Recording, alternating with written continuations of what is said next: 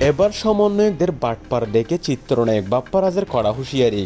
দেশের অস্থিরতার জন্য এরা দায়ী করে কড়া হুঁশিয়ারি ঢাকায় চলচ্চিত্রের কিংবদন্তি অভিনেতা ও খলনায়ক চিত্রনায়ক বাপ্পারাজ সাম্প্রতিক এক বক্তব্যে জুলাই গণঅভ্যুত্থানের সমন্বয়কদের বিরুদ্ধে সরাসরি কঠোর ভাষায় আক্রমণ করেছেন। তিনি বলেছেন, সমন্বয়করা অর্থাৎ এনসিপি নেতারা এক একটা বাটপার।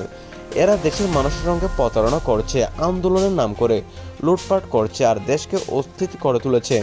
বাপ্পারাজ আরও বলেন, যারা জুলাই আন্দোলনের নাম করে ক্ষমতার খেলা খেলছে, জনগণের রক্তের উপর দাঁড়িয়ে নিজেদের পকেট ভারী করছে, তারা সত্যিকারের সমন্বয়ক নয়, এরা বাটপার। এদের কারণে দেশের শান্তি নষ্ট হচ্ছে, অর্থনীতি ধসের মুখে পড়ছে। আমি ফিল্মে অনেক খলনায়ক দেখেছি, কিন্তু এদের মতো বাস্তবে বাটপার দেখিনি। যত তাড়াতাড়ি এদের দূর করা যাবে ততই দেশের মঙ্গল। তার এই মন্তব্য রাজনৈতিক সেলিব্রিটি মহলে ব্যাপক আলোড়ন সৃষ্টি করেছে, যিনি সাধারণত রাজনীতি নিয়ে খুব কম মুখ খুলেন। তার পক্ষ থেকে সমন্বয়কদের সরাসরি বাটপার বলে আখ্যায়িত করা অনেকের কাছে অপ্রত্যাশিত এবং চমকপ্রদ।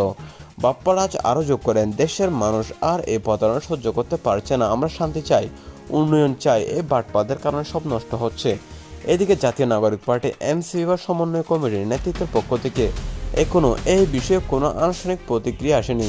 সামাজিক যোগাযোগ মাধ্যমে নেটিজনদের মধ্যে তুমুল আলোচনা চলছে। কেউ কেউ বাপ্পারাজের বক্তব্যকে সাহসী প্রতিবাদ বলছেন।